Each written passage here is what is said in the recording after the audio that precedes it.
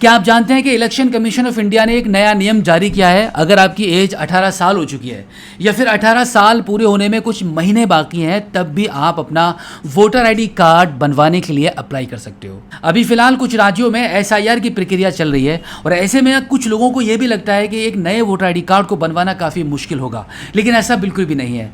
Election commission of India ने ऐसे लोग जिनके वोटर आईडी कार्ड अभी तक नहीं बन पाए हैं या जो हाल ही में 18 साल के हुए हैं, वोटर आईडी कार्ड को अप्लाई करना काफ़ी ईजी कर दिया है। और साथ ही साथ में ये भी बताया है कि अगर आप अपना एक नया वोटर आईडी कार्ड अप्लाई कराते हो तो आपका जो एसआईआर की जो प्रक्रिया है आपके नए वोटर आईडी कार्ड के अप्लाई कराने में ही पूरी हो जाती है। तो अगर आप भी चाहते हो कि वोटर आईडी कार्ड अप्लाई करने के बाद इस प्रकार का वोटर आईडी कार्ड आपके घर के पते पर आ जाए, इलेक्शन कमीशन ऑफ इंडिया के द्वारा इस प्रकार का पीवीसी वोटर आईडी कार्ड बिल्कुल फ्री में आपके घर के पते पर भेजा जा रहा है।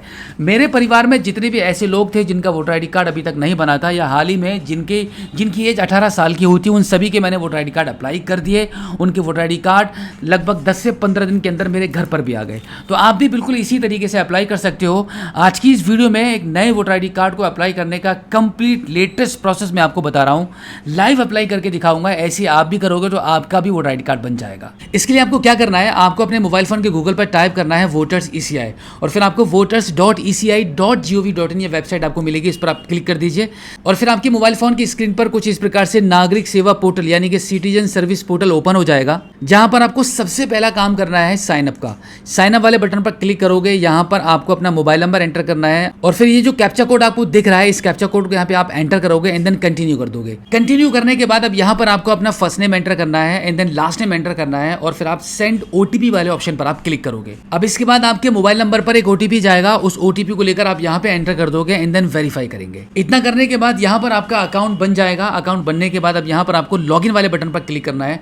अब यहां पे इसी प्रकार से लॉगिन करोगे तो लॉगिन करने के लिए आपका मोबाइल नंबर एंटर होना है, कैप्चा कोड फिल कर दीजिए एंड देन रिक्वेस्ट ओटीपी पर क्लिक कर दीजिए। अब लॉगिन करने के लिए एक ओटीपी आपको प्राप्त होगा, उस ओटीपी को लेकर आप यहां पे एंटर करेंगे and then verify and login वाले बटन पर आप क्लिक करेंगे और फिर आप सक्सेसफुली कुछ इस प्रकार से सिटीजन सर्विस पोर्टल पर लॉगिन हो जाओगे। लॉगिन होने के बाद अब यहां पर आपको फॉर्म 6 भरना होता है। आप यहां पे देख सकते हो, अगर आपकी एज 18 साल हो गई है या फिर 18 साल पूरे होने में कुछ महीने बाकी हैं, तब भी आप अपना वोटर आईडी कार्ड अप्लाई कर पाओगे। तो आप आपके वोटर आईडी कार्ड को अप्लाई करने के लिए फॉर्म 6 वाले इस ऑप्शन पर आप क्लिक कर दोगे। इस पर क्लिक करने के बाद अब यहाँ पर आपके मोबाइल फोन की स्क्रीन पर ये फॉर्म ओपन हो चुका है। इस फॉर्म के कुछ स्टेप्स होते हैं, वो आपको पूरे करने होते हैं एंड देन आपका जो वोटर आईडी कार्ड है वो अप्लाई हो जाता है। अब यहाँ पे सबसे पहले आपको क्या करना है, आपका स्टेट चूज करना है, डिस्ट्रिक्ट चूज करना है एंड देन आपकी कॉन्स्टिट्यूंसी चूज करना है। उसके बाद आपको नेक्स्ट कर देना है। अब नेक्स्ट करने के बाद अब यहाँ पर आपको आपका फर्स्ट नेम एंटर करना है। अब देखो यहाँ पे जैसे ही आप अपना फर्स्ट नेम एंटर कर दोगे तो हिंदी में यहाँ पे ऑटोमेटिक आ जाएगा। ऐसे आपका यहाँ पे सरनेम एंटर करोगे, सरनेम जैसे एंटर करोगे नीचे वाले कॉलम में हिंदी में अपने आप से यहाँ पे नाम आपका फिल हो जाएगा। इसके बाद अब यहाँ पर आपको आपका एक फोटो अपलोड करना है। फोटो का जो डायमेंशन है किस तरीके से रहेगा वो यहाँ पे दिया गया है, इसी साइज का फोटो यहाँ पे आप अपलोड कर दोगे एंड देन यहाँ पर आप इसको नेक्स्ट करोगे। नेक्स्ट करने के बाद अब यहाँ पर आपको आपका रिलेटिव्स चूज करना होता है। अब अगर आप एक पुरुष हैं तो आप फादर नेम चूज करोगे, महिला हैं तो हो सकता है कि आप अपना हस्बैंड नेम चूज करो। तो यहाँ पर मैं अपने अनुसार यहाँ पे फादर नेम चूज कर लेता हूँ, फादर वाले ऑप्शन को चूज कर लेता हूँ। तो फादर वाले ऑप्शन को चूज करने के बाद अब यहाँ पर आपको आपका फादर नेम एंटर करना है, फर्स्ट नेम एंड देन यहाँ पर आपका फादर का सरनेम एंटर कर देंगे। उसके बाद आप इसको नेक्स्ट करेंगे। अब इसके बाद कॉन्टैक्ट डिटेल्स का ये ऑप्शन आ जाएगा, जहाँ पर आपको सेल्फ वाले ऑप्शन पर क्लिक करके यहाँ पर आपको अपना मोबाइल नंबर एंटर कर देना है। अब अगर आप अपनी ईमेल आईडी भी एंटर करना चाहते हो, लिंक करना चाहते हो आपके वोटर आईडी कार्ड पर, तो यहाँ पे सेल्फ वाले ऑप्शन पर क्लिक करके आपकी ईमेल आईडी एंटर कर दोगे, नहीं तो आप इसको नेक्स्ट कर दो। अब नेक्स्ट करने के बाद आपके मोबाइल फोन की स्क्रीन पर आधार डिटेल्स का ये ऑप्शन आ जाएगा, जहाँ पर आपको आधार नंबर वाले इस ऑप्शन को चूज करना है एंड देन यहाँ पर आपके आधार कार्ड के नंबर को एंटर करना है और फिर आप इसको नेक्स्ट करोगे। अब इसके बाद यहाँ से आपका जेंडर चूज करके इसको नेक्स्ट कर दोगे एंड देन यहाँ पर आपकी डेट ऑफ बर्थ एंटर की जाएगी। डेट ऑफ बर्थ एंटर करने के बाद अब यहाँ पर आपको डेट ऑफ बर्थ का प्रूफ बताना होता है। तो यहाँ पे आप क्या करेंगे, document for proof of date of birth वाले इस ऑप्शन को चूज कर लेंगे एंड देन सिलेक्ट डॉक्यूमेंट वाले ऑप्शन पर क्लिक करके यहाँ पर जितने भी डॉक्यूमेंट डीओबी के प्रूफ दिए गए हैं इनमें से कोई एक प्रूफ आपको चूज करना होता है, जैसे कि पैन कार्ड है, इंडियन पासपोर्ट है, ड्राइविंग लाइसेंस है, आपकी 10th क्लास की मार्कशीट है, बर्थ सर्टिफिकेट है या फिर आधार कार्ड। अब देखो आधार कार्ड की बात आती है तो आपको आधार कार्ड ईजी लग रहा होगा, लेकिन अगर आप चाहते हो कि एक ही बार में आपका वोटर आईडी कार्ड बन जाए तो यहाँ पे आप डीओबी के प्रूफ के लिए खासतौर से आधार कार्ड को बिल्कुल भी यूज़ मत करना। यहाँ पे आप पैन कार्ड चूज कर सकते हो, ड्राइविंग लाइसेंस चूज कर सकते हो, बाकी के सभी डॉक्यूमेंट चूज कर सकते हो। मेरा पैन कार्ड बना हुआ है तो मैं क्या करता हूँ, यहाँ पे पैन कार्ड वाले ऑप्शन को चूज कर लेता हूँ। यहाँ पर आपको चूज फाइल वाले ऑप्शन पर क्लिक करके आपको आपका पैन कार्ड अपलोड करके नेक्स्ट करना है। अब इसके बाद आपकी मोबाइल फ़ोन की स्क्रीन पर आपका प्रेजेंट एड्रेस डिटेल्स का ये कॉलम आ जाएगा, जहाँ पर आपको आपका कंप्लीट एड्रेस, आपके जो आधार कार्ड है उस आधार कार्ड के मुताबिक आपको हाउस नंबर के साथ में area pin code number enter करके कंप्लीट पूरा एड्रेस यहाँ पर आपको मेंशन कर देना है। उसके बाद आपको आपका डिस्ट्रिक्ट चूज़ करना है, यहाँ पर आपका स्टेट ऑलरेडी सिलेक्ट रहेगा। एंड देन अगला ऑप्शन आ जाएगा आपका प्रूफ ऑफ एड्रेस का। यहाँ पर आप document for proof of residence वाले इस ऑप्शन पर आप क्लिक करेंगे, इसको चूज़ कर लेंगे। एंड देन सिलेक्ट डॉक्यूमेंट वाले ऑप्शन पर क्लिक करेंगे तो आप देखेंगे आपके एड्रेस प्रूफ के लिए कुछ इस प्रकार से यहाँ पे अलग अलग डॉक्यूमेंट्स आ रहे हैं। अब आपके पास जो भी डॉक्यूमेंट है आप चूज़ कर सकते हो। यहाँ पर आप एड्रेस प्रूफ के लिए आधार कार्ड चूज़ कर सकते हो, आधार कार्ड हम चूज़ कर लेते हैं। अब इसके बाद यहाँ पर चूज़ फाइल वाले ऑप्शन पर क्लिक करके आपके आधार कार्ड की फोटोकॉपी को अपलोड करेंगे एंड देन इसको नेक्स्ट कर देंगे। नेक्स्ट करने के बाद अब आपकी मोबाइल फोन की स्क्रीन पर कैटेगरी ऑफ डिसेबिलिटी का ऑप्शन आ जाएगा, इसको खाली छोड़ दीजिए ऐसे ही और डायरेक्टली नेक्स्ट कर दीजिए। अब नेक्स्ट करेंगे। अब यहाँ पर आपको क्या करना होता है, आपके फैमिली मेंबर्स की किसी एक ऐसा फैमिली मेंबर जिसका वोटर आईडी कार्ड पहले से बना हुआ हो, फिर चाहे आप उसमें आपके माता पिता हैं, भाई बहन, किसी का भी वोटर आईडी कार्ड ले लीजिए। यहाँ पर उनकी डिटेल्स आपको एंटर करनी है। सबसे बेहतर तो यही रहता है कि आप अपने पेरेंट्स की डिटेल एंटर कर दें। अगर आपके पेरेंट्स नहीं है तो आप अपने घर में किसी भी पर्सन की, किसी भी फैमिली मेम्बर की डिटेल्स को एंटर कर सकते हो। सपोज़ यहाँ पर मैं अपने फादर या मदर की डिटेल्स एंटर करने वाला हूँ तो उनका नाम यहाँ पर एंटर कर दूँगा। एंड देन उनके साथ मेरा क्या रिलेशन है वो रिलेशन चूज़ करूँगा। एंड देन यहाँ पर उनका वोटर आईडी कार्ड का नंबर एंटर कर दूँगा एंड देन नेक्स्ट कर दूँगा। अब देखो ये वाली जो डिटेल्स है फैमिली मेम्बर्स की वो बहुत इंपॉर्टेंट होती है, क्योंकि इसी से पहचान होती है कि आपका किस वार्ड में, किस गली नंबर में वोटर आईडी कार्ड बनने वाला है। इतना करने के बाद अब यहाँ पर आप देखेंगे डिक्लेरेशन फॉर्म में आपकी कंप्लीट डिटेल्स आ रही है। आपके आधार कार्ड के मुताबिक आपने जो भी एंटर किया है, जैसे कि आपका नाम, आपका मोबाइल नंबर, आपका एड्रेस, इसी के साथ में अब यहीं पर यही वाला कॉलम है आपकी SIR का। जैसे कि आपको शुरू में डाउट हो रहा था कि एक नई वोटर आईडी कार्ड को बनवाते हो तो आपका SIR कैसे होगा, तो SIR यहाँ पे आपकी SIR की प्रक्रिया हो जाती है। यहाँ पे आपको 3 ऑप्शन दिए गए हैं। पहला है my name exist in electoral roll of last SIR। अगर आपका 2003 की वोटर लिस्ट में नाम था तो आप पहले वाले ऑप्शन को चूज़ कर लोगे, और अगर आपके पेरेंट्स का नाम है, आपका नाम नहीं है, तो आप सेकंड वाले ऑप्शन को चूज़ करोगे। और अगर आपका ना तो 2002-2003 के वोटर लिस्ट में नाम था और ना ही अब है और ना ही आपके पेरेंट्स का था, तो आप यहाँ पे थर्ड वाले ऑप्शन को चूज़ करोगे। लेकिन मैं आपको सजेस्ट करूँगा कि हमेशा आप सेकंड वाले ऑप्शन को चूज़ करो। सेकंड वाले ऑप्शन को चूज़ करने के बाद अब यहाँ पर आपको बताना होता है कि कौन सी SIR की लिस्ट में आपके पेरेंट्स का नाम है। तो आप यहाँ पे SIR 2002, 2003, 2005 तीनों ऑप्शन दिए गए हैं, इसको चूज़ कर लो। और अगर आपके पेरेंट्स की 2025 से 26 की SIR हो चुकी है तो आप यहाँ पे भी चूज़ कर सकते हो। ये एक बेस्ट ऑप्शन यहाँ पे सरकार ने आपको दे दिया है।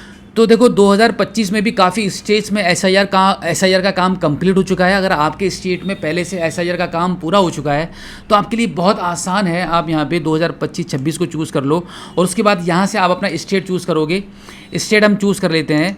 स्टेट चूज़ करने के बाद लास्ट यहाँ पे सिलेक्ट असेंबली कंस्टिट्यूंसी वाले ऑप्शन पर आप क्लिक करोगे तो आपकी जो भी कंस्टिट्यूंसी है, आपकी जो तहसील है, वो आप यहाँ से चूज़ कर लो।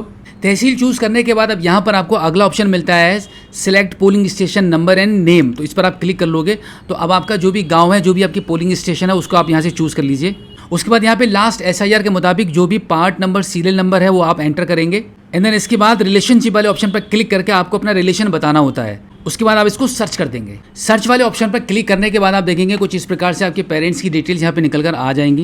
एंड देन अब आप क्या करेंगे, यहाँ पे इस वाले बॉक्स पर आप टिक करेंगे और उसके बाद कंटिन्यू कर देंगे। कंटिन्यू करने के बाद अब आप देखेंगे आपकी लास्ट SIR की, आपके पेरेंट्स की जो डिटेल्स है वो इस प्रकार से यहाँ पे निकल कर आ जाएगी। अब आपको यहाँ पे आपके फादर का एपिक नंबर, यानी कि अगर आपके पास आपके फादर का वोटर आईडी कार्ड का नंबर है वो आप एंटर कर दीजिए, नहीं है तो आप इसको खाली छोड़ सकते हो। यहाँ पे आपका मदर नेम एंटर करेंगे। मदर नेम एंटर करना काफ़ी मैंडेटरी है।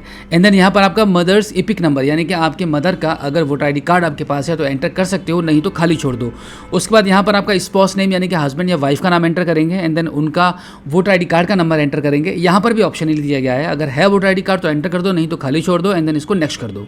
अब इसके बाद यहाँ पर डिक्लेरेशन में आपका गांव का नाम एंटर करेंगे, स्टेट चूज़ करेंगे, एंड देन डिस्ट्रिक्ट चूज़ करेंगे। उसके बाद यहाँ पर आप अपने घर पर जो आपका गांव है, जहाँ वहाँ पर आप कब से रह रहे हो, वो डेट यहाँ पे डाल देंगे। एंड देन लास्ट में आकर प्लेस, आपका गांव या टाउन का नाम एंटर करेंगे। एंड देन नेक्स्ट कर देंगे। नेक्स्ट करने के बाद अब यहाँ पर आपको इस कैप्चा कोड को फिल कर देना है। कैप्चा कोड एंटर करने के बाद अब यहाँ पे सेंड OTP वाले ऑप्शन पर आप क्लिक करेंगे तो आपका जो मोबाइल नंबर है यहाँ पे दिया गया है, इस नंबर पर एक OTP चला जाएगा। उस OTP को आगे यहाँ पे एंटर करेंगे एंड देन सबमिट कर देंगे। उसके बाद आप क्या करेंगे, प्रीव्यू एंड सबमिट वाले ऑप्शन पर आप क्लिक कर देंगे। अब इसके बाद आपके मोबाइल फोन की स्क्रीन पर आपके फॉर्म 6 का प्रीव्यू ओपन हो जाएगा। आप यहाँ पे स्क्रीन पर देख सकते हो। उसके बाद आप लास्ट में सबसे नीचे आ जाएंगे।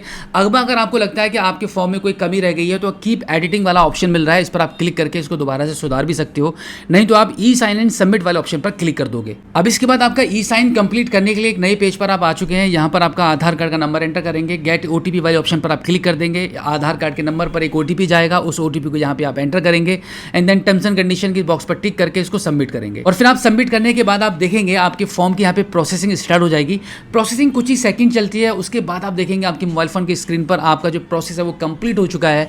आपका जो नए वोटर आईडी कार्ड को आवेदन करने का जो फॉर्म था वो यहाँ पे सक्सेसफुली सबमिट हो चुका है। एक रेफरेंस नंबर भी आपको मिल चुका है। इसी रेफरेंस नंबर के माध्यम से इसी पोर्टल पर आकर आप कभी भी इसको ट्रैक भी कर सकते हो कि भाई आपके वोटर आईडी कार्ड की क्या कंडीशन, क्या पोजीशन है। नहीं तो मैं आपको बता दूं कि बीएलओ के द्वारा भी आपको कांटेक्ट किया जाएगा आपके इस नए वोटर आईडी कार्ड को बनाने के लिए। और फिर बीएलओ की तरफ से जैसे इसका वेरिफिकेशन कंप्लीट हो जाएगा उसके 10 to 15 डेज के अंदर आपको मैसेज भी प्राप्त होगा। चाहो तो आप दोबारा इसी पोर्टल पर आकर अपने वोटर आईडी कार्ड को डाउनलोड भी कर पाओगे और लगभग 15-20 दिन के अंदर अंदर बाई पोस्ट एक नया voter ID card, PVC card का आपके पास आ भी जाएगा। तो देखा आपने, बिल्कुल इसी तरीके से, इसी प्रकार से घर बैठे मोबाइल फोन के माध्यम से आप खुद से ही अपना एक नया वोटर आईडी कार्ड अप्लाई कर सकते हो। बहुत अच्छा मौका है। अगर आपके घर में भी किसी की एज 18 साल पूरी हो चुकी है या होने वाली है तो फटाफट बिल्कुल इसी प्रकार से खुद से ही अपना वोटर आईडी कार्ड अप्लाई कर दो। जल्दी से बन जाएगा क्योंकि बहुत जल्दी अप्रूव हो रहे हैं, क्योंकि कई स्टेट्स में एसआईआर की प्रक्रिया चल रही है जिसके चलते इलेक्शन कमीशन ऑफ इंडिया की तरफ से फटाफट काम किया जा रहा है। तो उम्मीद करता हूं कि आज की इस वीडियो में जो जानकारी आपके साथ शेयर की गई है आई होप आपको काफ़ी अच्छी लगी होगी।